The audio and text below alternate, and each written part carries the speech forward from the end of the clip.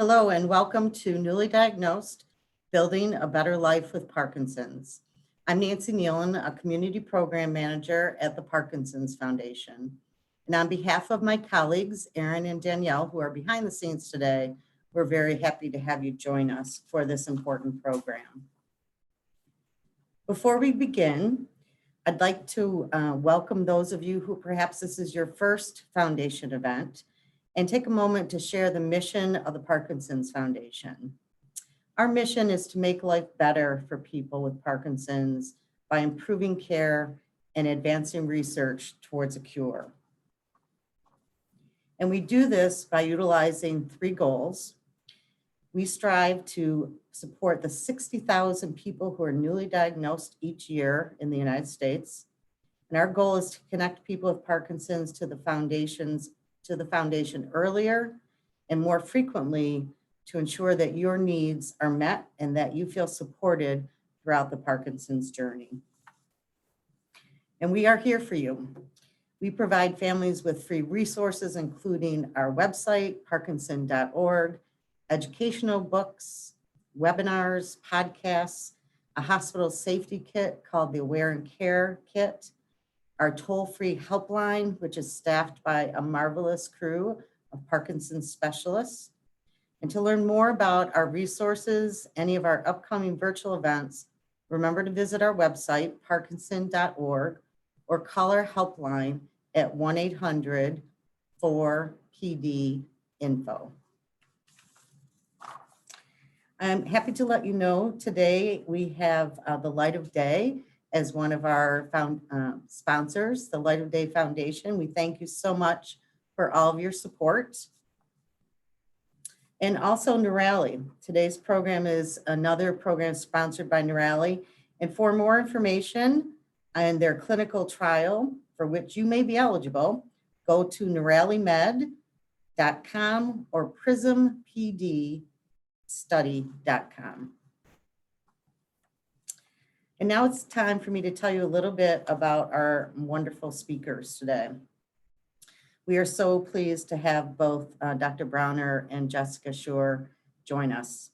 Dr. Nina Browner is a movement disorder specialist and the director of the Parkinson's Foundation Center of Excellence at the University of North Carolina at Chapel Hill School of Medicine. She is also a Bryson Distinguished Professor of Neurology and Chief of Division of Movement Disorders. Jessica Shurer is a master's level clinical social worker and the Center of Excellence coordinator at UNC. She also coordinates a specialty interdisciplinary Parkinson's clinic, facilitates support groups, and organizes organizational and outreach programs for both Parkinson's families and healthcare providers. Together, Dr. Browner and Ms. Shurer have co-authored many things, but I wanted to share with you, I brought one for show and tell today, and this you can get at parkinson.org or our helpline. This is the most recent publication that Dr. Browner and Jessica have done, Living Your Best Life, A Guide to Parkinson's. And this is just one of many, many resources that you can do. So now, without further ado, we'll get started and hear the presentation, and then after that, we'll do the live Q&A. Thank you.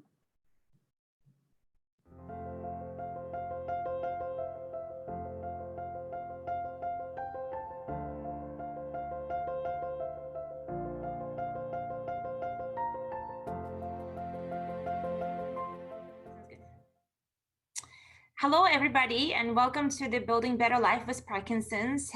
This is a webinar for somebody who is newly diagnosed, and my name is Dr. Nina Browner, and I am director of the Movement Disorder Center and Parkinson's Foundation Center of Excellence at University of North Carolina. What we're going to do today is that I think we're going to talk about Parkinson's disease just like we usually talk about it for any person that diagnosed with Parkinson's disease in my office. And here's the usual questions that come up immediately whenever we start talking about Parkinson's disease. And the first one is usually, what is Parkinson's disease and what causes it? what type of symptoms we have and how we're going to manage them, and also how to cope with diagnosis of Parkinson's disease. So we're hoping that this time we will be able to cover all of these topics. We also want to mention to you that this is a very basic information, and obviously there's so much important information out there, so many resources for you, but here is few for you to start with. So let's talk about it. So Parkinson's disease is actually brain disorder. There is a chemical that we produce in the brain called dopamine, and it's extremely important chemical. And in Parkinson's disease, for whatever reasons, we don't produce it as much. The dopamine as a chemical is extremely important for us, our bodies, to move. And it also plays a role in sleep, for example, mood of a person, as well as the cognition.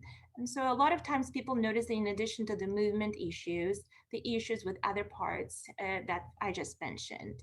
But what's most important that I wanted to say, and this is very hard to hear initially when you hear diagnosis of Parkinson's disease, is that actually I want to destroy one of the myths about that usually with Parkinson's disease, you really don't have a good quality of life. And within 5 years, it's going to be quite devastating to see me as a patient with Parkinson's disease. But what we usually tell people, and it's actually true, is that a lot of people with Parkinson's disease live a very long, very productive life when they are connected to the expert care, support, and the right resources. So what you're doing right now, connecting to this webinar, is actually starting in the right direction to connect to the right resources. And I'm sure by the end of this webinar, you will be able to identify how you're going to find your expert care and support in your community.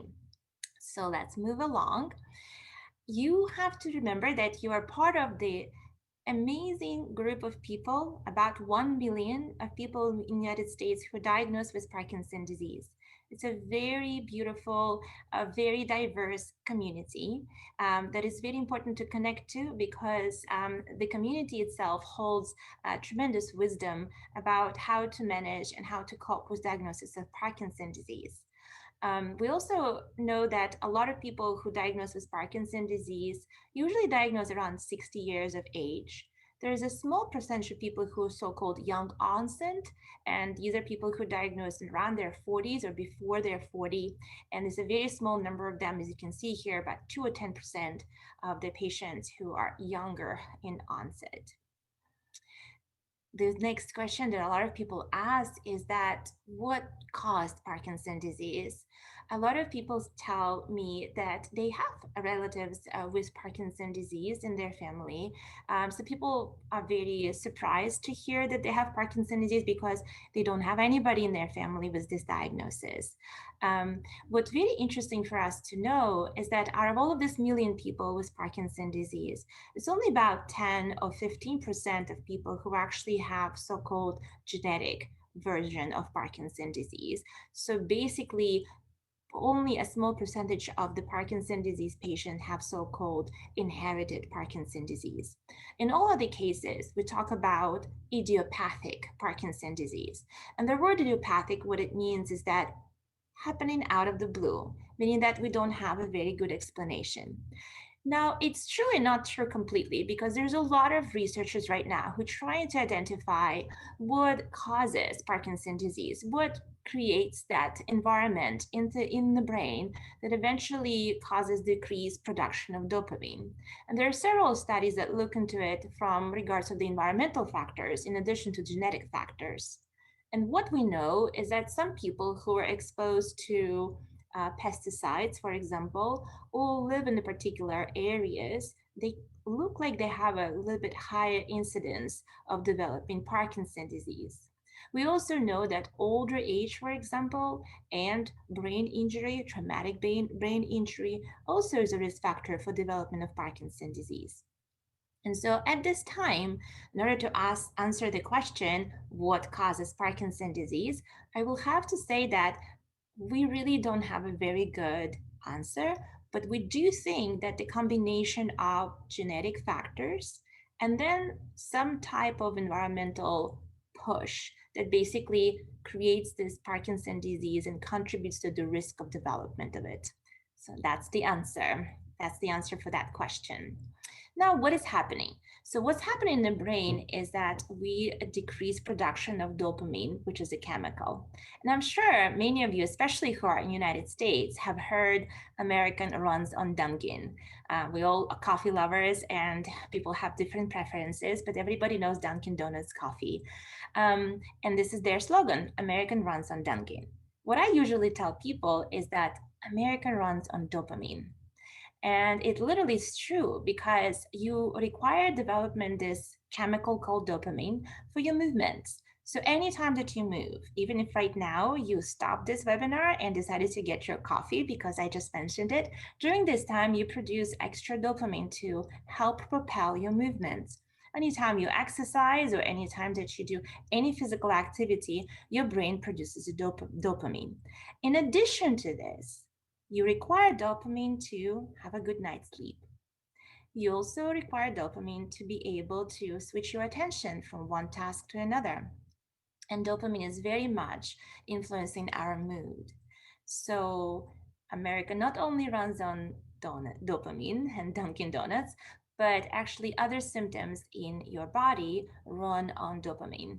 And that's why it's very interesting to know that even though a lot of times we talk about Parkinson's disease symptoms as a symptoms of movements, such as slowness of movement or tremor, or some people experience balance issues. In addition to it, we also talk about other symptoms, and we sometimes call them non-motor symptoms, meaning like they're not related to movement, to motor, that are also affected because dopamine sometimes is playing an important role there. In addition to the dopamine, we really think that other chemicals of the brain also play a role in not only our brain function, but also changing in Parkinson's disease. And so the big community of patients and researchers are currently working on multiple research projects to try to understand how can we protect the dopamine neuron and how can we enhance dopamine production in the brain, and which maybe would be a new discovery for development of new treatments for patients with Parkinson's disease, maybe even slowing down the progression of Parkinson's disease.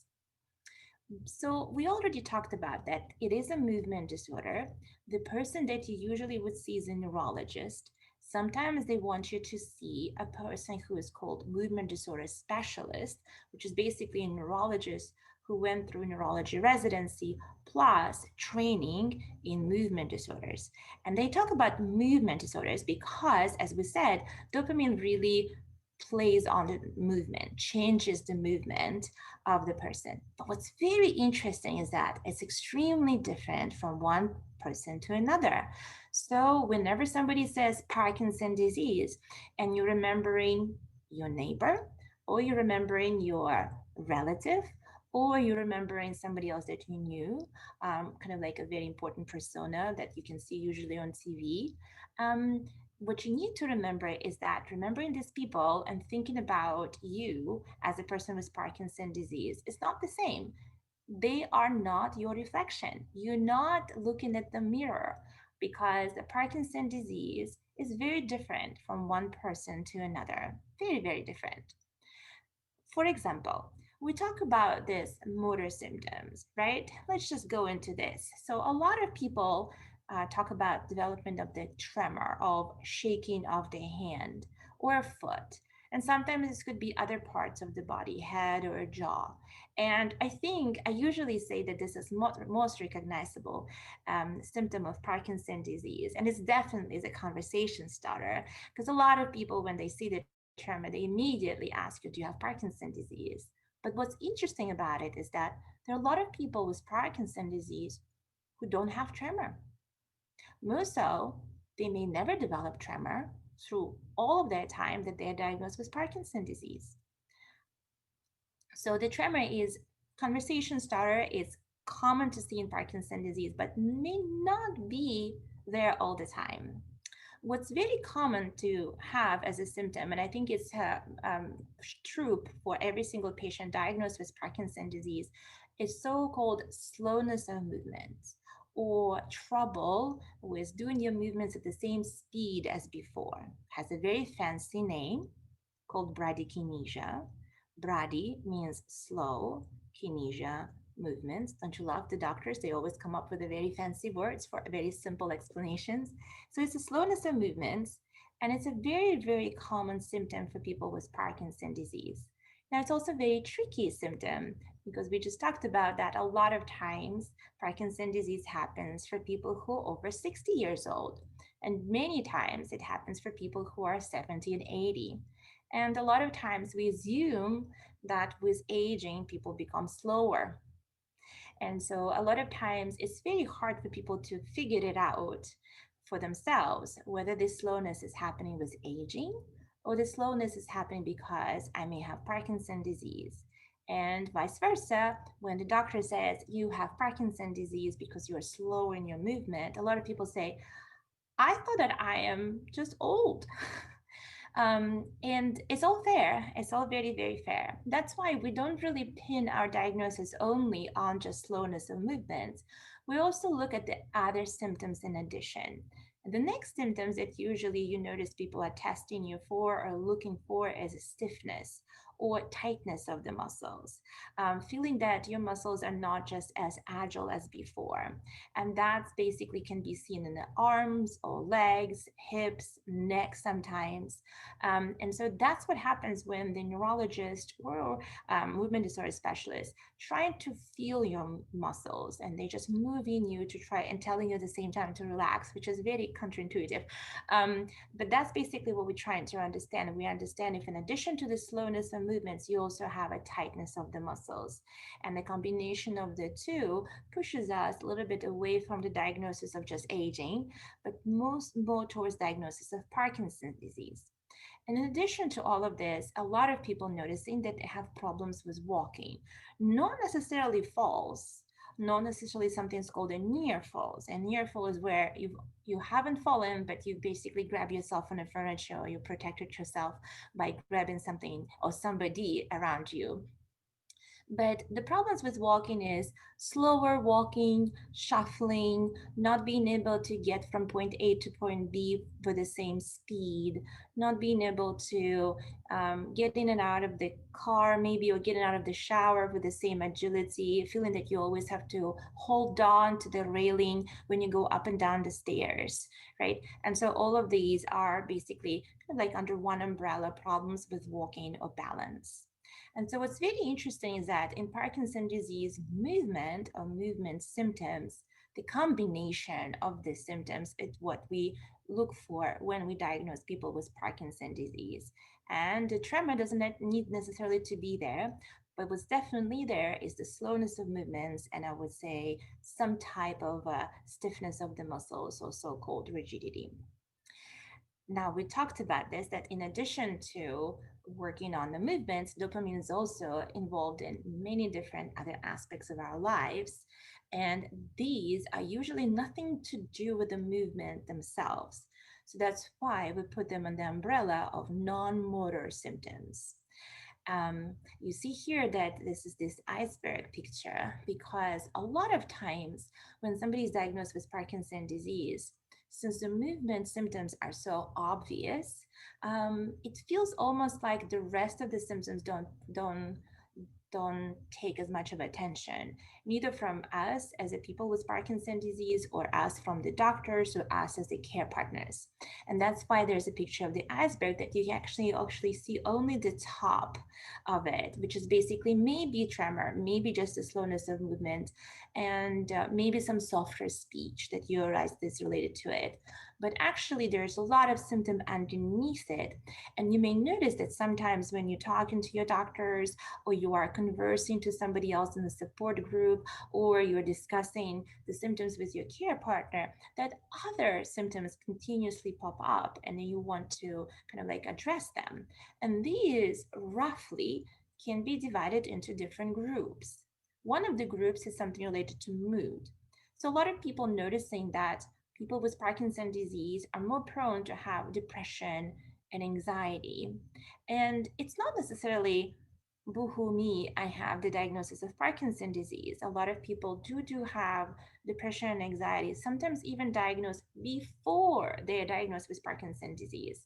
We also know that treatment of the mood and mental health is extremely important because it creates the great environment for you to do better with your Parkinson's disease. And even the medications you sometimes take for your movement symptoms work better if you have a better mental health.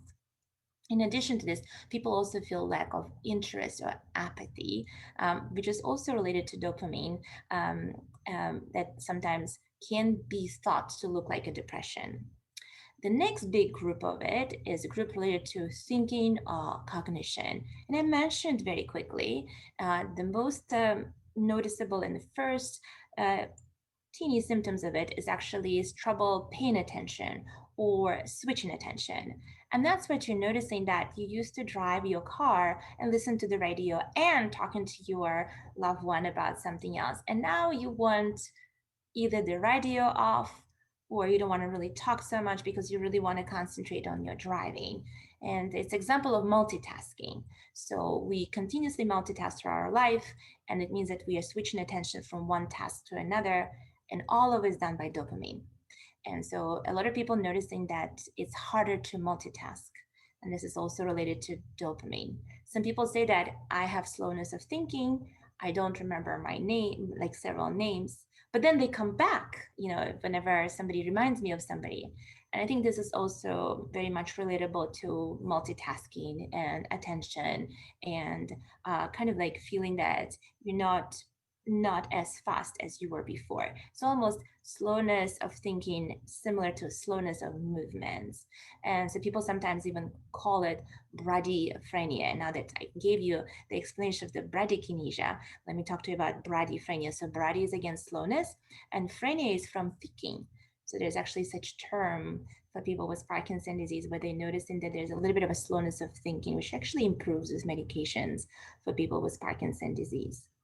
The next big kind of a conglomerate of symptoms is symptoms that kind of like related to sleep, as well as kind of like constipation and other issues, and they are listed over here. Where we're mentioning this, all of the symptoms here for you, to make sure that you are able to consider and mention them to your doctors. And because we really truly believe, and we know there's a lot of studies now that coming out that tells us that treating the so-called non-motor symptoms, people with Parkinson's disease, as important as treating motor symptoms, because they are disturbing for a patient's life, and they are kind of like actually decreasing the benefit of the regular medications that people will take for symptoms with Parkinson's disease. Now, we touched base a little bit about how do you diagnose a person with Parkinson's disease. And this is very interesting because this is a disease that doesn't have a test. There's no blood work that we could do to take and check on the dopamine, because the dopamine that we're talking about is not the one that is circulating in our blood, which we have a little bit. It's actually the dopamine that is produced inside the brain, and we don't have such an ability as to try to get a level of the brain, a level of the dopamine out of the brain. So the diagnosis is actually done by listening to a person, taking a good history exam, and just kind of like doing some other different parts of the evaluation. And so here, basically, you will notice that a lot of times the diagnosis is done by a neurologist or movement disorder specialist. A lot of time, the exam is very interesting and complicated. You've asked to move different parts of your body in different way. A lot of times you're asked to walk down the hallway. Sometimes somebody comes behind you and pulls you back really quick to understand how you're doing with your balance. And all of this is basically part of this so-called United Parkinson's Disease Rating Scale. And that's basically little tricks of the exam that neurologists and movement disorders will do to really understand and cover all the symptoms that you have with Parkinson's disease. Sometimes you notice in that there's a lot of questions that involved before this exam, such as questions about how do you sleep, do you have any symptoms, plethora of questions, and you would be surprised that all of these questions are asked of you, but actually is also part of this UPDRS, which is the special rating scale. But what's really important about it is that all of these questions tease out not only motor symptoms, but also non-motor symptoms to really understand holistically who you are and what type of symptoms giving you trouble with your Parkinson's disease. Sometimes we offer what's called imaging, which is basically a very, very special scan. It's called a dot SPECT scan or dot scan. Very interesting innovation. Although we can diagnose Parkinson's disease without it, but sometimes it's very useful, especially if the person has a lot of tremor or there's some of the symptoms that are harder to diagnose with just your eyes and your skills. The idea of the DAT scan is very interesting. It can show how much production of dopamine do you have in the brain. Now, it cannot show it with time. So it's not the idea that you would do the scan and then you repeat it every year to really understand how much of this decrease of production is happening. It's more of a one-time deal. But what is very interesting is that if you do this scan, which is basically kind of like a CAT scan and a little bit of the kind of like other ways of looking into your brain, it gives the opportunity for the neurologist to tell you whether there is a normal production of dopamine or a decreased production of dopamine. It doesn't really prove that you have truly Parkinson's disease. It just basically proves that you have decreased production of dopamine. And then in combination with the history and exam findings, then the doctors usually come to diagnosis of Parkinson's disease. Now, what happens next? Well, it's very interesting point. What I want you to learn now is that there's a lot of people with Parkinson's disease diagnosis who actually don't take any medications. It's very common because I think the most important notion about treatment of Parkinson's disease is basically functionality of a person. Currently, the medications that we have for Parkinson's disease are there to manage the symptoms and make sure that person with Parkinson's disease live well. So what it means is that if your symptoms are very small, it's only a small amount of tremor that has been mildly noticeable, and you really can do everything else that you want to do. You enjoy your exercises, you can travel, you can go to any place that you want to go, and any museums that you want to attend. That means that Parkinson's disease does not interfere much with your quality of life. And it is possible that at this moment of time, there's no need for us to start any medications. At the same time, the idea when people decide to start the medications is that they're realizing that the symptoms are starting to interfere with whatever it is important in your life. Many times for my patients, I explain the term functionality, how functional you are. And you can imagine that functionality is extremely different for different people. I have I have a patient who have a horse farm. And for him, functionality means that he wants to be with his horses and he wants to ride them at least 2 hours a day. And that's his functionality.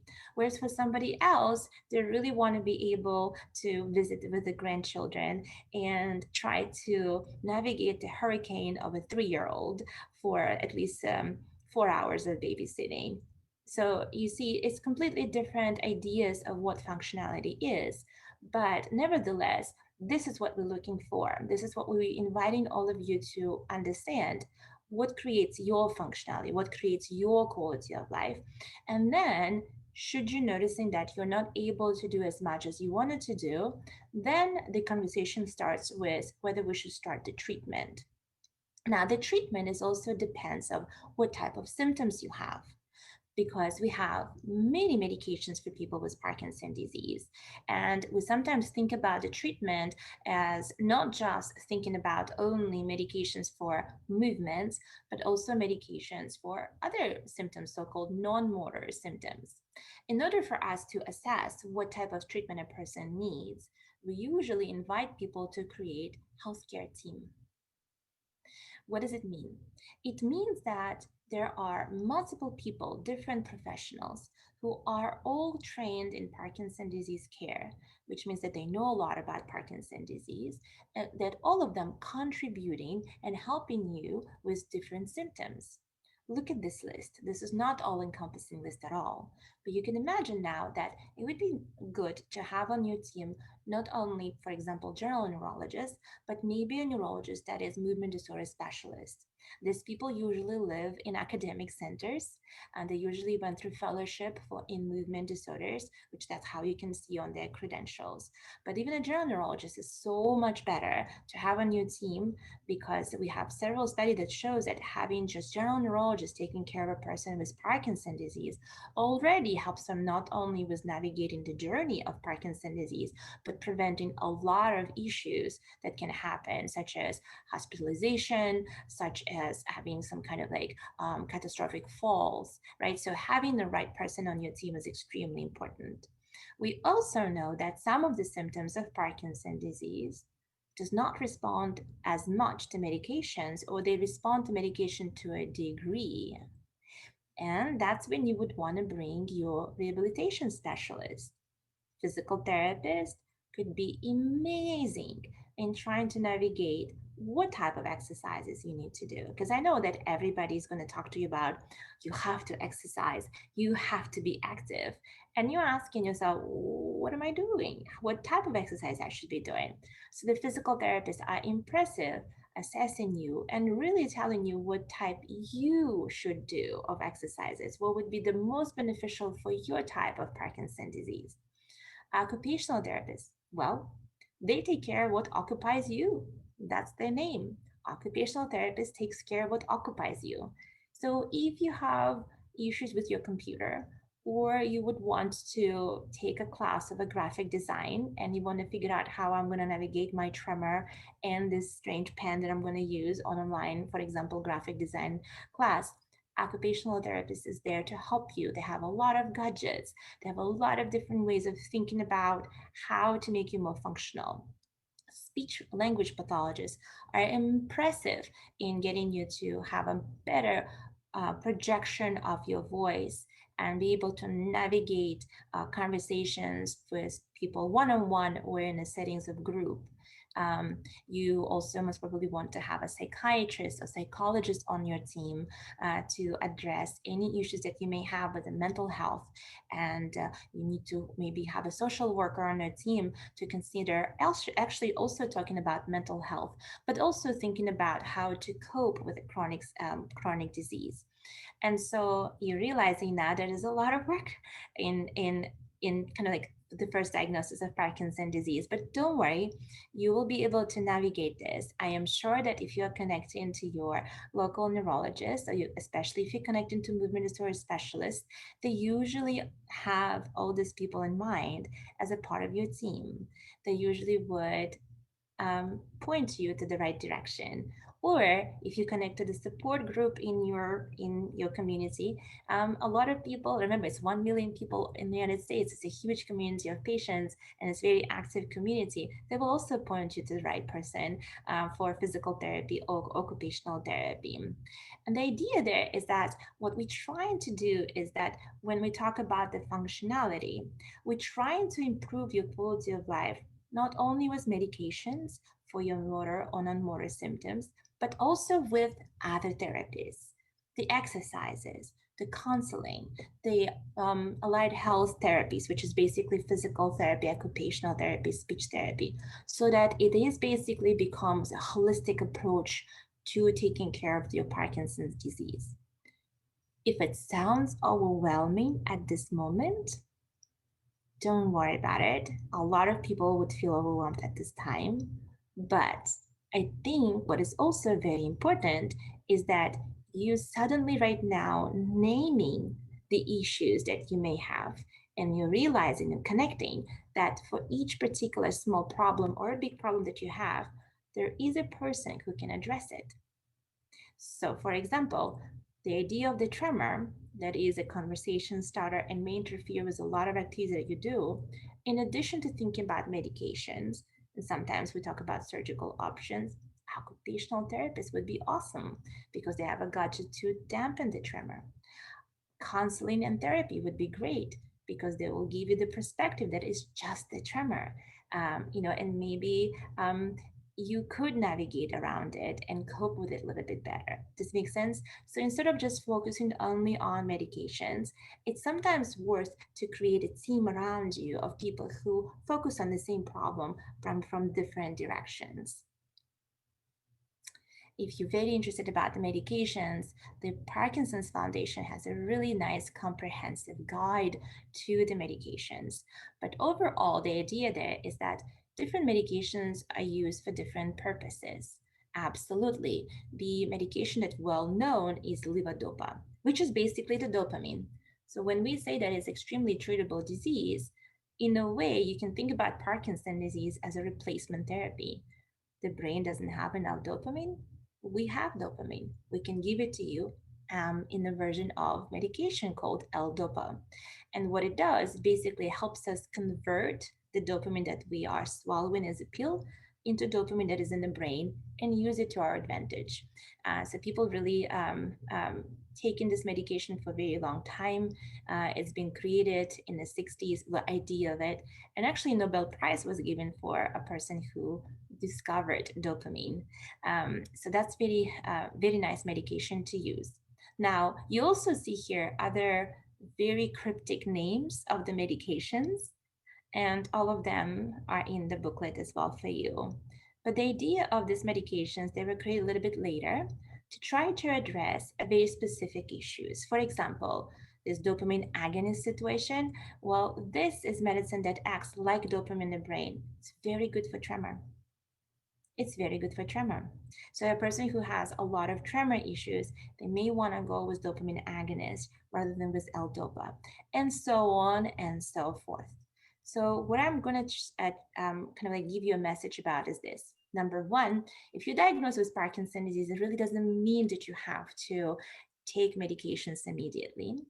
I think that if you're functioning well, if you're doing very well with your Parkinson's disease, sometimes you can venture into doing physical therapy, occupational therapy, speech therapy to address your issues, and only start medications much later. In some cases, you want to start medication early because you want to address the issues that are really bothersome for you, and it's up to discussion for you and your neurologist. So it's usually a group decision. Then after that, the next is what type of medications you want to take. And then that moment is extremely important to have a very good idea what type of symptoms giving me the trouble.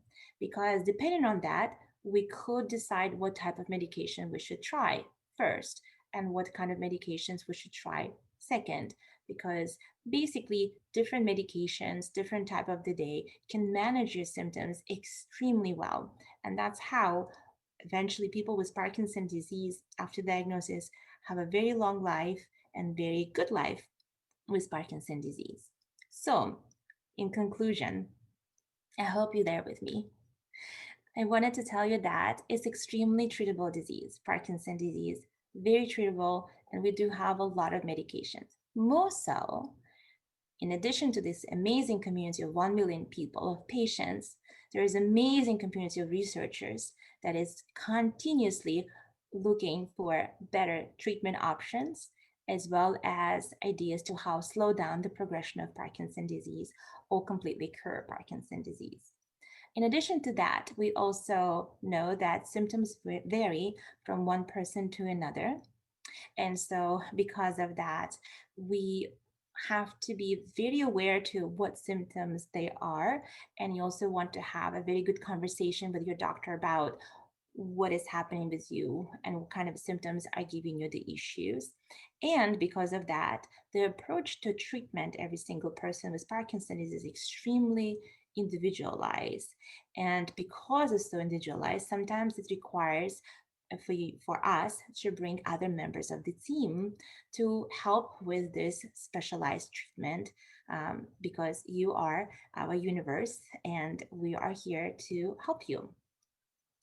Now, talking about the team, I think that invaluable member of our team takes care of patients with us at University of North Carolina is Ms. Jessica Shurer, and she's our amazing coordinator of the center as well as the social worker.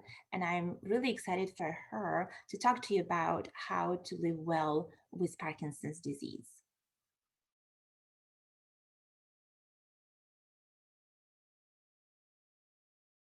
Hey, everybody. My name is Jessica Shurer, and as Dr. Browner shared, I work alongside her at the Parkinson's Foundation Center of Excellence at UNC Chapel Hill. And what I really want to talk about is how we acknowledge that Parkinson's is more than a movement disorder. There is a tendency to give a lot of attention to your physical well-being when you're living with Parkinson's, but it is equally as important to address your emotional well-being as well. Parkinson's is something that you live with for many years, and it's something that you incorporate into your life. And so we want to support you in doing that as best as possible. So that's what I'll be talking about. I'm going to start with this quote that I love, where someone shared, "The worst day of this disease was the day that I was diagnosed. I was stunned, but the best day was when I understood that there were changes I could make in my life to help manage it and still live well. It gave me back a sense of control in my life and some power." When you're diagnosed with Parkinson's, there can be many feelings and many questions that arise. Living with a chronic neurological diagnosis is a profound thing to wrap your head around and understand what it means for you and your family and in your life. But I loved that this person, Phyllis, shared her realization 5 years after the diagnosis that there were tangible things that she could do to live well with Parkinson's and shape her journey with it. I think that's a really empowering thing. Similar to what Dr. Browner shared, what I'm discussing regarding coping with Parkinson's and living well is a very small tip of a very large iceberg. Everyone processes the diagnosis differently and settles into it in their own time. So whether you were diagnosed 2 weeks ago or 2 months ago or 2 years ago, I'm sure that you can think back to how you felt when you received the diagnosis and maybe even how your feelings may have evolved since that time. I think it's a really good opportunity for reflection in terms of making meaning out of this. Something that can really help with that is learning about the diagnosis. The fact that you're here today watching this webinar tells me that you're pretty proactive and you're open to learning, which is awesome. But I also recognize that there is a lot of information out there about Parkinson's disease, and it's really easy to go down a rabbit hole, especially on the internet, with reading everything and anything that there is about Parkinson's. And with that, sometimes people will share with me that it's really easy to get overwhelmed or even kind of scared by reading everything there is, all the things that people could have, all the treatments that are available. So just make sure that you're reading the right information from legitimate sources, but even more importantly than that is checking in with yourself of when you might need to step back a little bit. And on this slide, I also really want to highlight the importance of trying not to compare yourselves to others. I think it's in our human nature to do that. But remember that everyone with Parkinson's is different. And I hope that in a way it's empowering to know that this is your own unique experience with Parkinson's. This slide has a lot, but what I really want to emphasize here is that we acknowledge that there are some coping challenges that are pretty commonly faced by people with Parkinson's. So if you've experienced any of these, like grappling with your sense of identity or control, just know that it's completely normal. I think that a lot of these coping challenges have this common theme of change. Change is hard. A lot of us struggle with change, whether it's unpredictability or your roles or identity, change in independence and your lifestyle, all of these things. So I think that there's sometimes sort of an ambiguous sense of loss and even feelings of vulnerability around these changes. So I just want to name that so that maybe you can try to validate that for yourself. make sure that you give yourself time and space to reflect on the experience of Parkinson's, what thoughts and emotions and questions and fears, all of that, that it's brought up for you, to allow yourself to sit with uncertainty without judgment, to reflect on what implications the diagnosis has had in your life, and also on how you've been able to adapt to all of this and learn from it. Parkinson's Foundation asked people with Parkinson's, as well as experts in the field, what were their main tips that they had for people living with Parkinson's today. And that's including asking people who've lived with the diagnosis for a number of years what they know now that they wish they knew when they were first diagnosed. And with resounding consistency, these are the 5 main steps that they heard, which are: think about what is most important to you when it comes to living well with Parkinson's. Find someone you can talk to and stay connected. Create healthy habits. Be active in whatever way works best for you. And find a doctor who's an expert in Parkinson's. I'm going to go into each of these in a little bit more detail, but these steps are really intended to help you get started on your journey to live well with Parkinson's. But of course, you can do these steps in any order that makes most sense for you. So the first one is reflect on what living well with Parkinson's means for you. So this could be asking yourself, what are my core values and how can I use those values to adjust to life with Parkinson's disease? Of course, this is very individual, but it can really help determine your priorities for caring for yourself with this diagnosis. But what goals do you have for yourself as you move forward in your Parkinson's journey? And then you can break those goals down into smaller steps that are more tangible, realistic, and manageable for your life. Hi guys, my name is J.M. Kenny and I was diagnosed with young onset Parkinson's disease in 2012.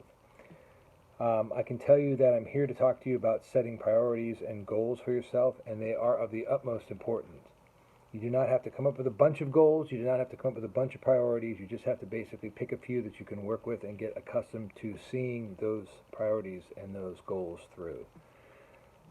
Priorities to me, as far as Parkinson's is concerned, are all about your health, your diet, your exercise, and of course your mental, emotional state. For me, I like to box, I also meditate, and I try my hardest to avoid sugar and candy, and that's probably my biggest stumbling block. But 2 out of 3 ain't bad, I guess. And setting goals, you should definitely keep up with setting goals in your life. You know, a lot of Parkinson's patients feel that they can no longer do certain things, and it's really focusing on what you can do, less about what you can't do. And you'd be surprised that if you work hard at something you feel you can't do, you actually can do it. So set some goals. Don't be afraid to set a year goal, a 3-year goal, a 5-year goal, whether it be travel, whether it be a child's wedding, whether it be graduation for somebody. Aim to be present and let that be your focus. Do not focus on what is inevitable, because we do not know what is inevitable and what the future holds for us. Ultimately, it's about us trying to feel good every day and advocating for ourselves. And groups like the Parkinson's Foundation are a wealth of knowledge. They can give you an access to almost anything that you need. And if you can't get it through them, you can always get it by advocating for yourself. Stay involved, stay focused, stay happy.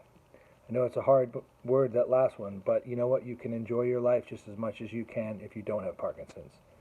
So I wish you all the best, and God bless. Find someone you can talk to. Of course, like much of what we're talking about, this looks very different for everyone, and who you choose to disclose your diagnosis to and how and when you choose to do that, and just generally who you want to bring into your Parkinson's journey is very personal. But make sure, no matter what, that you're staying connected to people. Surround yourself with people who can support you, who you can turn to talk about the tough stuff, who can be your cheerleader, who you can laugh with. maybe even open yourself up to new connections that Parkinson's has or could make for you. A support group is a great example of that, where you can feel like there are other people out there who can relate. But what I also really want to emphasize on this slide is a reminder to be kind to yourself. Of course, this is easier said than done. I think that we are all our own biggest critics. But to attend to your emotional well-being with Parkinson's, you have to also remind yourself that you're doing the best that you can with it. You're somehow figuring it out. You've somehow figured it out so far, and you'll be able to keep doing that. But also really don't underestimate the strengths and the skills that you're bringing to this experience, that you are a resilient person. My name is Nick Roberts, and I was diagnosed about 8 years ago. And one of the things that happened after my diagnosis was I started to kind of withdraw from the social circle around me. And that happened for a couple of months, maybe probably over a year. And before that, I was a social animal, basically. All the parties, all the barbecues, everything would occur at my place. But I guess, once many of us get a diagnosis, we're not sure how many of our friends and family will react to us. However, a year later, I decided to, connect with people with Parkinson's, maybe the same people who may understand, maybe we could understand each other. And I ended up starting a group called meetup.com, Georgia Parkinson Social. So I connected with a few people. We started doing coffee socials and just getting together and, shooting the breeze, as you say. And I also got involved with the Moving Day, Parkinson's Foundation Atlanta Moving Day Committee, which kind of made me focus, back to what is most relevant is human connection with each other. The great thing I found out was people were not judgmental. People were accepting, both my family and friends and everybody around. I urge you to get out, make your connections, make sure you keep your 6 feet distance and social distancing, all that good stuff for now. But it should not stop you from just going back to normal life. I did it. I know it was hard. I know it's not easy to reach out to the other people, to your friends and family. But just take the first step, and all the best. Living with Parkinson's can really put a spotlight on your health. It's an opportunity, I think, to attend to that holistically in order to feel your best. Eating healthy is a really important piece of that. It can be helpful to read more about diet and Parkinson's to get some ideas and more information around that, such as learning about if you need to time your medications around your meals, or the MIND diet and the research that's been done on that. Sleep and Parkinson's, I'm not going to go into in depth because it is so complicated, but I would really just recommend monitoring your sleep. And if you feel like you're not getting a good quality of sleep for whatever reason, talk to your neurologist about it. Because you all know, none of us operate well when we are not sleeping well. Parkinson's Foundation actually has a lot of books and other webinars that are specifically around diet and around sleep, as well as other topics. And so I'd really recommend checking those out if you'd like to learn more. But overall, what I want to emphasize here is that there are small steps that you can take to create healthier habits in your life, but it's about being intentional about doing that. Hello, I'm Martha from Georgia. I was diagnosed in 2017, and I know that all cases are different, but I'm going to tell you today about how I make myself feel better, good habits I've gotten into. Since I was diagnosed, I try to get all my rest at night, or I go into bed at the same time each night, and no caffeine after noon. And the diet I follow is kind of the Mediterranean diet at the suggestion of my doctor.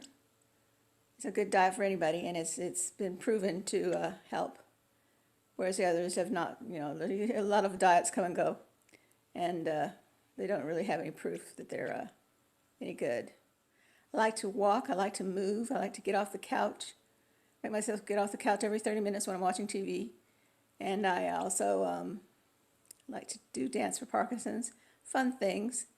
I think the best thing I did was join a support group right away because they were a lot of fun, and they were had a lot of great ideas that they had found out just from each other. And I have the support of my family and my pets, like this one.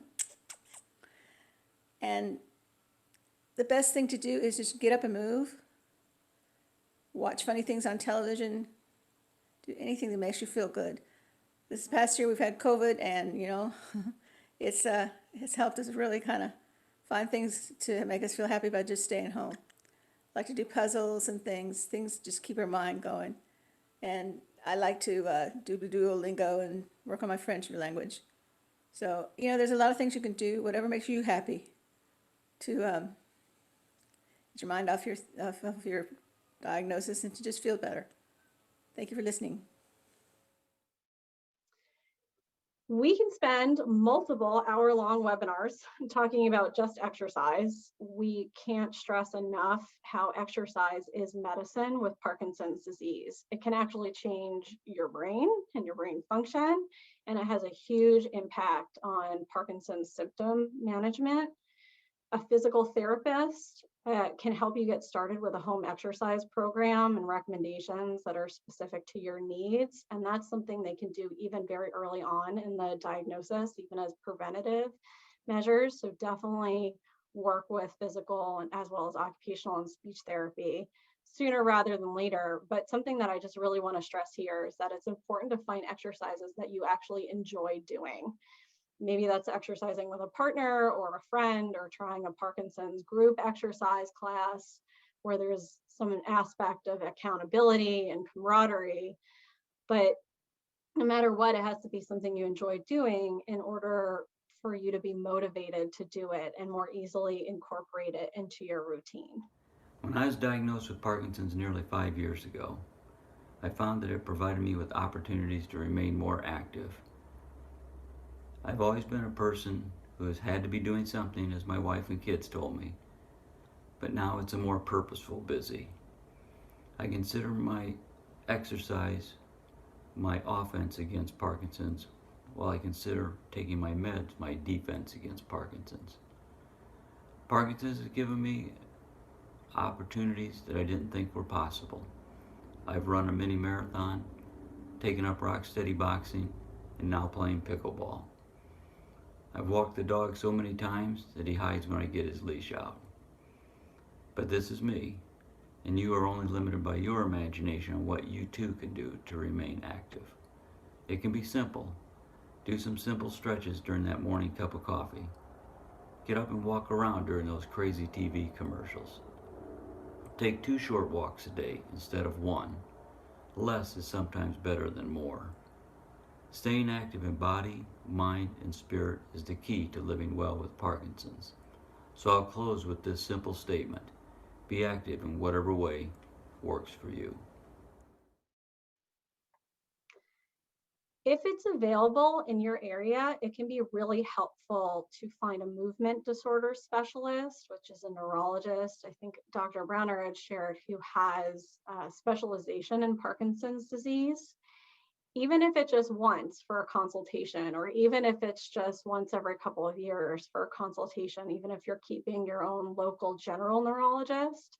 And this applies to allied healthcare as well, such as rehabilitation therapies, because research keeps showing that people who seek care from clinicians who are specially trained in Parkinson's have better outcomes and have higher quality of care and life with Parkinson's. But ultimately, what matters to us is that you find a healthcare team, including a neurologist, that you have good chemistry with, because you live with Parkinson's for so many years that it's important to have a healthcare team that you trust and that you know you can turn to when you need them. My name is Alicia Peters, and I was diagnosed 2.5 years ago with Parkinson's disease. And I want to talk to you about the importance of finding a doctor who is an expert in Parkinson's disease. In 2018, my family practitioner referred me to a neurologist where I received my first diagnosis. At that appointment, I did not feel cared about or supported. But the best thing that neurologist did was refer me to Struthers Parkinson Center. From the first phone call, I knew I was in good hands. Then I met Dr. Kuiper. And at that appointment and at every appointment, I feel informed, cared about, and supported. Because of Dr. Kuiper, all the care providers in my life have also become learners. Having an expert doctor in Parkinson's disease has given me the confidence and security to keep moving. Another quote I want to share is from a gentleman who said, with Parkinson's, you have two choices. You can let it control you, or you can control it. And I've chosen to control it. All of these steps that I just talked about are just really little examples, little but impactful examples of how there is so much that is in your control with Parkinson's, and how it can be really intentional how it could be really helpful to be intentional to focus on that. I hear from people with Parkinson's all of the time that this is an extremely empowering and an extremely grounding reminder that they give themselves. And at the end of the day, I just want you to know that you're not alone in this. There are people who care about you. There's an awesome Parkinson's community, Parkinson's resources, and so much more who are here to support you and walk alongside you in this journey. Parkinson's Foundation actually created a newly diagnosed webpage not that long ago where you can order the newly diagnosed kit and check out some other resources. Dr. Browner and I actually also had the privilege of writing a booklet for the Parkinson's Foundation called Living Your Best Life, where we actually talk a lot about what we talked about today, but in a little bit more detail. And of course, if you have any questions about Parkinson's disease, or you want to be connected to expert care or programs, or order any printed resources or anything that go into more detail on a lot of these topics, I definitely recommend talking to the really helpful folks at the Parkinson's Foundation helpline. And the number for that is here on the screen. It's 1-800-4PD-INFO. So if you take anything away from this webinar today, please have it be that there's so much that you can do to live well with Parkinson's, including building your support team, finding the right care, tapping into resources, connecting with people, changing your approach and addressing your mental well-being, creating healthy habits, all of it. There's so much. This is your Parkinson's story. You get to decide what steps you want to take to help shape and to help tell that story. And you've shown up for yourself just by being here today. And I really commend you on that. And thank you. So with that, thank you all so much for your time of listening to us today, to being open to this information. And I don't know if we could drive home any takeaway message, it's that you're not alone in this. You got this. I know that you do. And Parkinson's Foundation is here for you. Dr. Browner, thank you for doing this with me. I always love tag teaming it of, the holistic approach to Parkinson's. Anything you want to add to? I just want to add that I think it's extremely important to find your team and build your team around you. And we sometimes talk about the community, and I feel like this is the people who prop you up. And so I think that the moment you hear the diagnosis of Parkinson's disease, I do think that you have to turn to your rock star, your care partner, and then find together right physician to be with and right team to be with, because it's really is a team sport to take care of each other. And we hope that our seminar helped you to navigate this a little bit. And we're also hoping that Parkinson's Foundation would become your very important resource into navigating the world of Parkinson's disease. It's an amazing community. Welcome. And we would like you to have a very good life.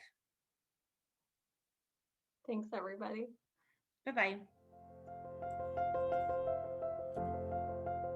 Thank you, thank you, thank you so much, Dr. Browner and Jessica, and all of the people with Parkinson's who participated and shared their knowledge and wisdom.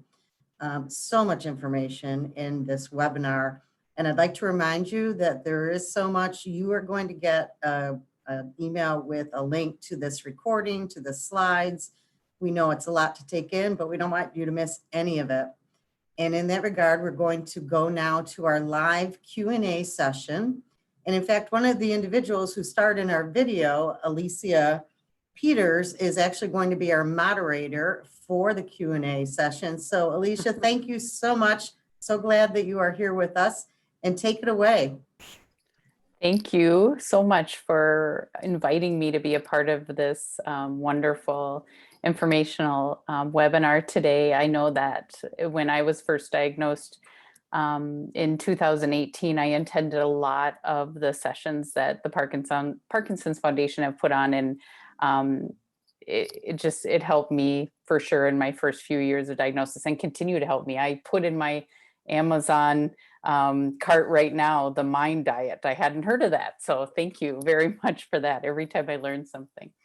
So thank you, Dr. Browner and Jessica, for being here. I do have quite a few questions, so we'll see how many we can get through and what we can share with others. The one question I have for Jessica: you shared so many wonderful things in your presentation, and somebody wants to know, what is the most important advice you give people who are newly diagnosed in your clinic? Oh, there's so many. That's really hard to boil down. I mean, I think sort of things that to echo things that we've already shared, of gathering support and whatever that means for you. Maintaining a sense of self outside of Parkinson's, recognizing that you're more than Parkinson's, but while also incorporating it into that identity and into your lifestyle, and finding tangible ways to approach the disease. And I think other big things for me too with advice is just checking in with yourself throughout this journey. So much of Parkinson's is focused on the physical aspects of it, the exercise and taking the medications and doing different therapies throughout it, but there's so much to the emotional journey of it as well. And I think recognizing your own capacity to cope with that and adapt to that, and just, how you're doing emotionally is just a really important piece of living well with this. And that's advice that we like to share with our patients and families. Thank you so much for that. My next question is for Dr. Browner. Should I be concerned about my children or consider genetic testing? Oh, I like this question a lot. And there's two answers to that question. So we know that when one is diagnosed with Parkinson's disease, the risk of Parkinson's disease is increased in the family, especially for the children, siblings, and mother and father of a person who's diagnosed with Parkinson's disease. But this risk is higher than in the community, but it's less than 5%. And 5% risk is a really, really small risk. But if I can piggyback on the next question that was there, I feel like it's just kind of like packed inside, like a little present, is the idea of the genetic testing for Parkinson's disease. 15% of people with Parkinson's will have a gene that we know. We have about 7 genes. And Parkinson's Foundation launched last year this amazing study called the PD gene. And you can actually Google it or go on the Parkinson's Foundation website. You will find it there. And the idea is that you basically provide a sample of the blood or the saliva and get a genetic consultation with a genetic counselor about it. And so during that time, there's two options. Either you can find that you have a positivity for a particular gene, or nothing will be there. If nothing is there, then you are in this category where we said that the genetic risk is a little bit higher than the regular population, but very small, less than 5%. And if you are a carrier of this particular 7 genes that they're testing for, then this is where the genetic counselor comes really handy to talk about a little bit more about what is other testing is there. So we do recommend actually to do the testing because I think it provides a little bit more information about at least the genetics of Parkinson's disease. And on the grand scheme, you know, we keep talking about community, right? On the grand scheme of things, we want to find the treatment and we want to find the cure. And the biggest thing right now is to try to reach out to as many people with Parkinson's disease as possible. And the idea of the PD gene study eventually is to actually have the database of people who are either positive or negative, and then reach out to them for a particular study to really study the Parkinson's disease in a little bit more detail. So this is in a way, not only contribution to your own knowledge, but it's actually also sharing the knowledge with the community of the researchers and the Parkinson's patients throughout the world. Thank you very much. You know I'm moderating the Q&A here also. I did the genetic testing also, and I do recommend it. It was a very simple process, and it very informative, and they were so supportive through the whole process, no matter what the result of it was. But I think the last thing you said was really important, in that there's a bigger picture for it. Mine came back negative, but I knew that the bigger picture was to help the disease and help find a cure, or whatever that looks like in the future. So thank you very much. Let's see here. Oh, Dr. Browner, again, another question for you. How long typically do the traditional Parkinson's drug work well? And when should I consider exploring new options like surgery or other interventions to manage symptoms? It's a very good question. And I think that this is a question that comes all the time, especially when people are just newly diagnosed. They say like, so the medication is not going to work with me, right? There's this expiration date to it, right? And I always try to say, really not, because if you think about the medicine, this is the carbidopa, levodopa, which is a true dopamine, and the dopamine is what we are producing less amount. So we basically have supplementation therapy. So it's really hard to imagine that supplementation therapy eventually would not work. I think what happens with time is that we accumulate a little bit more symptoms. And it's basically the disease progression that is showing us more symptoms that are out there. And so when we're noticing that the medications that we used to take is not completely covering all the symptoms that we have, I think this is a good time to start conversing about what else can I do. Now, some of the symptoms could be relatable to so-called non-motor symptoms, sleep, depression, issues with kind of like constipation and so on and so forth. But some of them would be very much related to truly movements. And I think that at that moment of time, number one priority would be to connect to movement disorder specialists to really kind of like understand what else I should be doing. And is the surgery or any other newer treatment options is an option for me? Does it make sense? So you kind of like noticing a little bit more burden of the symptoms comparing to how it was before. Mm-hmm. Thank you very much. The next question is for Jessica. Jessica, beyond seeing a movement disorder specialist, what are some things I need to do right away after my Parkinson's diagnosis? Can I wait to see a physical therapist, occupational therapist, or speech language pathologist? It's so individual, so it's really hard to know without seeing, it depends on like what you have going on, how it impacts your life, what your goals are for yourself. But generally, I sort of find that there's this mindset of I'm going to wait to do any of these rehab therapies until those problems start. Like I don't need to do it right away, but the research really finds that they can be very helpful for preventative measures of things. So if you do physical therapy early, you can learn a home exercise program that is tailored to you and your needs, and start incorporating that into your routine. You might not be having major voice changes yet, but if you do speech therapy earlier, it can help preserve your vocal quality over time. So it's best to try to tap into those things earlier, but also recognizing you don't want to overwhelm yourself with like, I have Parkinson's, let me do everything right now. So really honing in on what are your goals and breaking that down to a manageable time frame for yourself. Like maybe I'll start with physical therapy first, and then after that I'll check in with this other rehab therapist and seeing how my exercise is going and things like that. Thank you. Thank you very much. I know that I've seen those specialists also, and it was nice having a baseline also, kind of where I'm at, early in my diagnosis, and then to be able to go back to that same person and be like, okay, this is, and them to have kind of a baseline of what the progression looks like. So yeah, seeing. Exactly. That's such a good point, Alicia. Yeah, thank you. Okay, Dr. Browner, another question here for you. It says, exercise is obviously one of the most important things you can do after a PD diagnosis. Is one form better than another? And how do I know I'm getting enough exercise? Oh, that's such a great question. It's I love our audience today. They're like such astute questions. I love it. I guess we did something right today with our presentation, isn't it? So, so the idea of the exercise is that they need to be aerobic. So whatever makes us aerobic exercises, that's what we can do. And then after that, there's a lot of studies to really understand what type of exercise you want to be doing. So is it the biking, or is it the running, or is it like a treadmill, or is it some people like dance, for example, tango and so on and so forth. And we really don't have enough information to say to people, this is what the exercise is all about.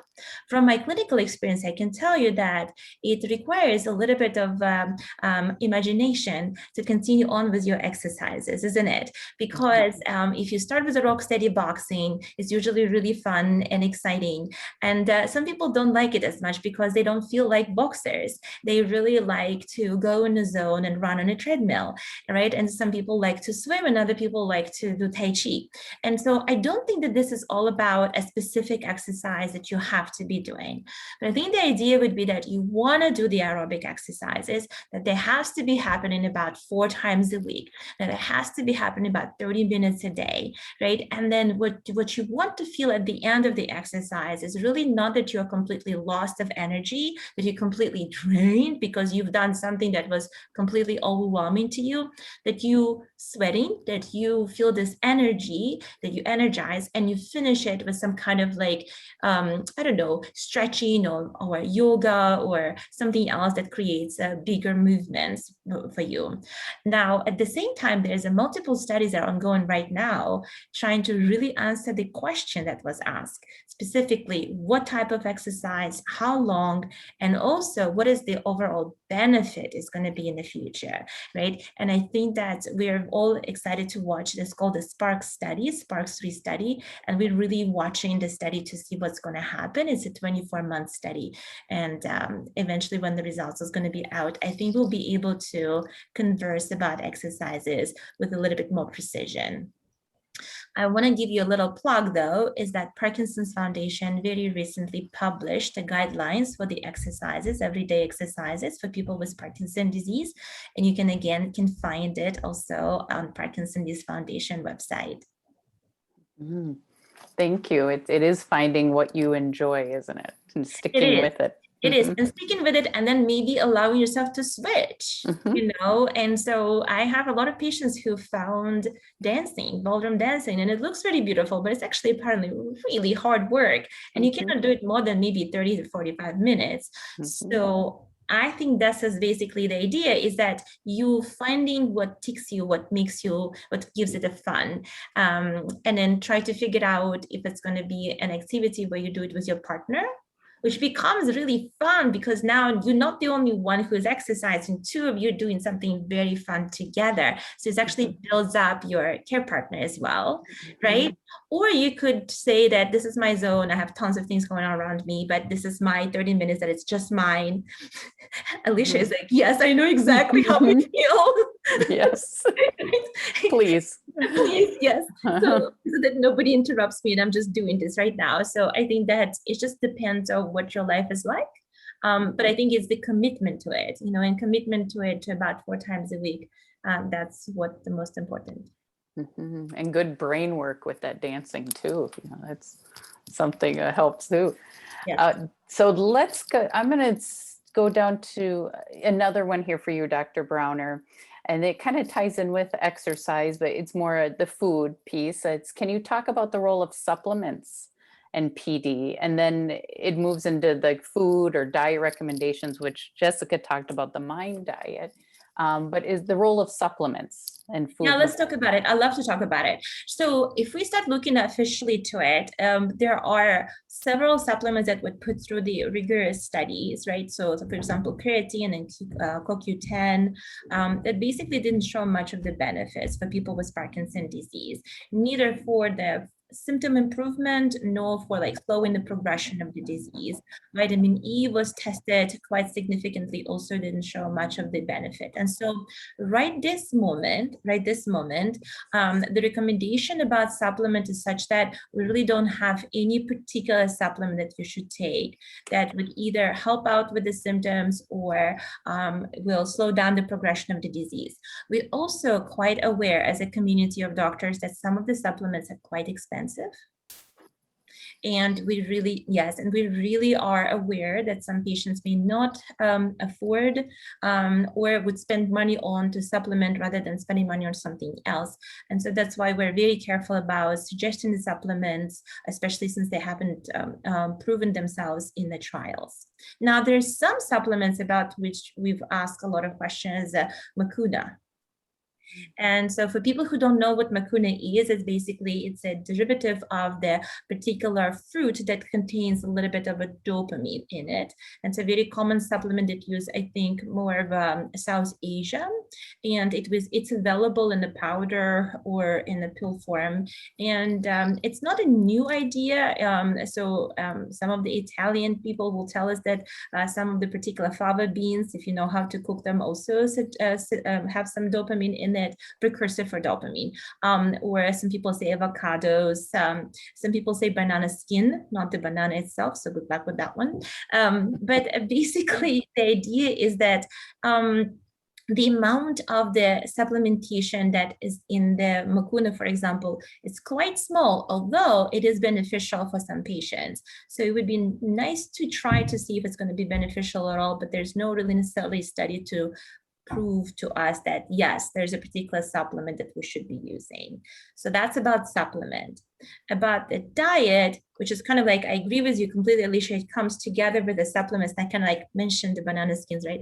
But in regards to the diet, the story goes is that the precursor for dopamine is a tyrosine, which is non-essential amino acid, which means that we require a very small amount of it.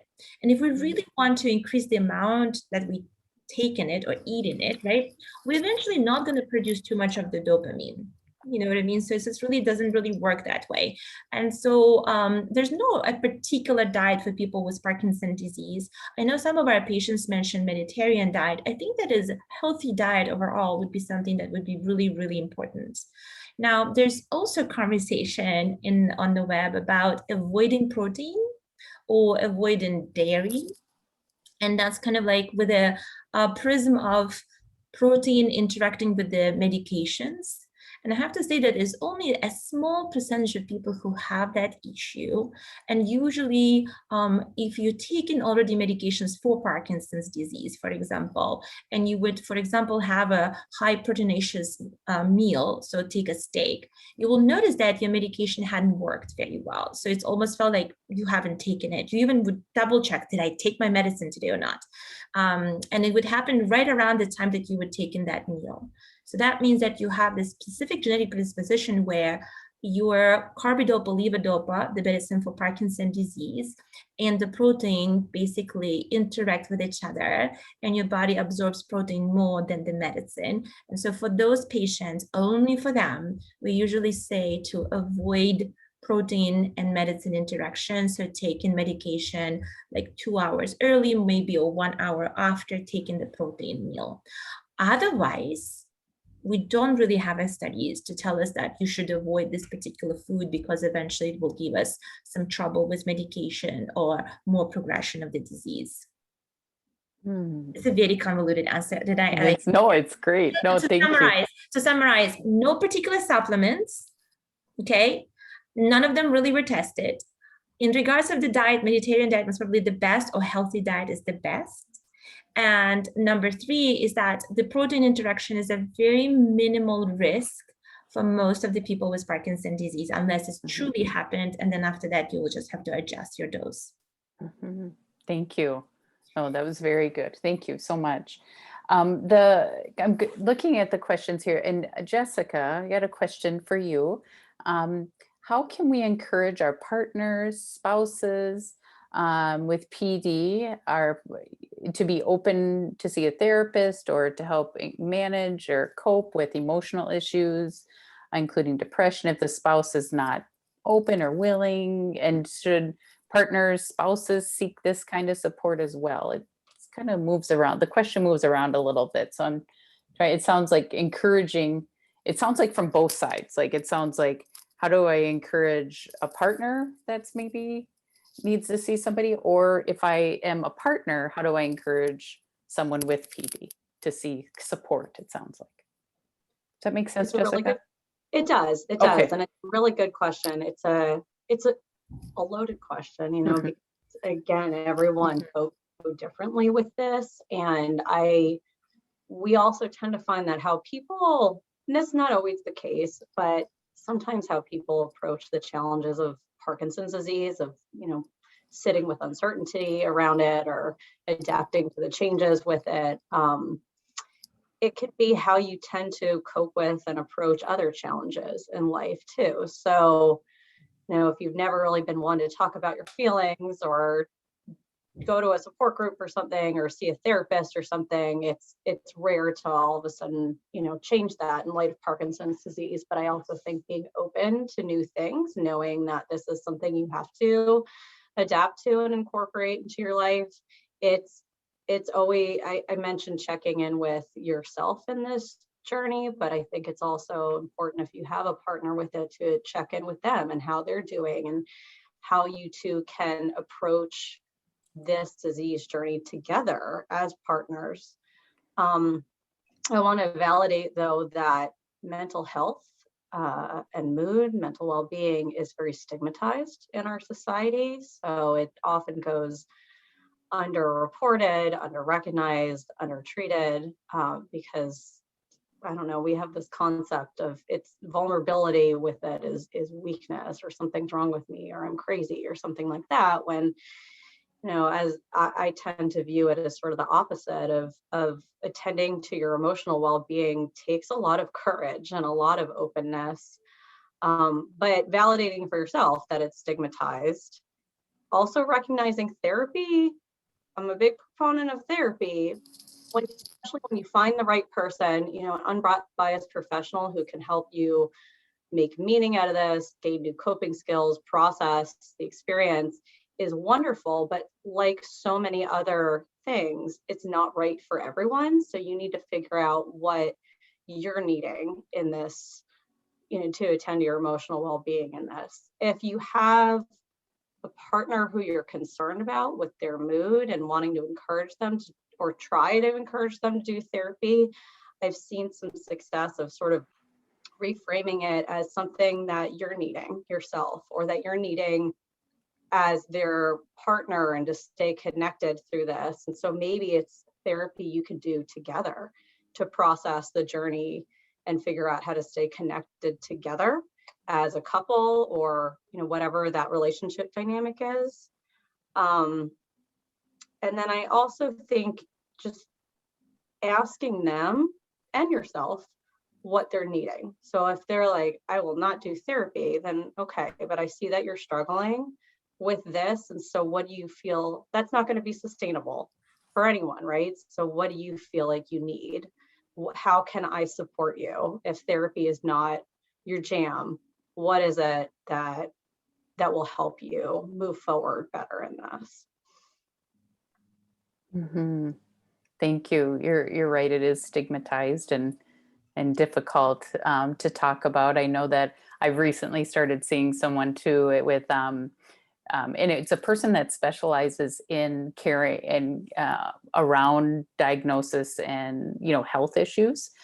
So that's been a very helpful person to see, because there's sometimes I have an amazing partner in my life, and he is great, but it's sometimes difficult for him to listen and take in, you know, what I'm, you know, so having somebody outside of that to share some of these emotions is really, really helpful. So yeah, I definitely will echo what you're saying, Jessica, the importance of getting that support. Thank you. Thank you for sharing your own experience with it. Absolutely. Absolutely. That's what I hope to bring here. Is that piece, right? Let's see here. Dr. Browner, also, let's see here. Are there any predictors of progression of disease? What are the most promising treatments that are currently still under investigation, it says? It's two different questions, right? It is. Okay, so the prediction of the progression of disease, I feel it's one of the holy grails of Parkinson's disease. I think that it always feels that every 5 or 6 years we have some amazing publication that tells us this predicts it.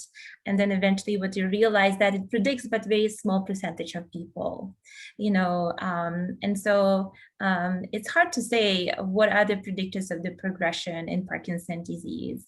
I think that we know about that most of the time tremor predominant Parkinson's disease, or patients who have a lot of tremor, for example, they tend to have a little bit slower progression. But at the same time, we had a lot of patients with a lot of tremor, for example, and then eventually they have to, it escapes the medication, so we have to think about the surgery. So immediately you just talks about how benign it is could be, and then suddenly you're talking about surgery for the person to control the tremor, right? So it's just it's very elusive, I feel, to speak about. I think it's extremely individualized still. In regards of the new exciting studies, so we had this recent publication, and so we have about 74 studies as we speak right now of different medications, interventions, and not only medications, not only interventions, but just kind of like really thoughtful studies on animal models, all focusing on Parkinson's disease. And I think that every year we add 20 more, and we say goodbye to about 10, you know, and I think that the research of Parkinson's disease is extremely very dynamic area with a lot of researchers who are thinking about different aspects of Parkinson's disease. And so if you're really interested to know more about research in Parkinson's disease, I would definitely recommend checking Parkinson's Foundation, going to the NIH website, and checking out is there as well, and then clicking to find your nearest movement disorders kind of like center, and then seeing what type of studies they are participating in right now. If you're interested in enrolling, that would be really great, because like Alicia, me and you were talking before, it's something about doing something for your own self, but also for a greater community. Thank you so much. That is our last question, and thank you very much. I'm going to let Nancy close us out here. Thank you. Thank you. I really can't. I could be here another half hour, I think, thanking everyone. This was just tremendous. Thank you all so very much. And I'll remind our audience of a couple things. Today's session has been recorded, and we will archive it on the Parkinson's Foundation YouTube channel, probably in a few days. And you'll get a link directly in your email, so you can just click on the link for the recording and the slides. We'd love to get your feedback. We need your help to plan more, so please fill out our survey when you see that. And I know that we didn't get to all the questions. As Dr. Browner said, this was you're an incredible audience. Know that our helpline is there for you. Call our helpline with the questions that we didn't get to, 1-800-4PD-INFO. They will be more than happy to assist you.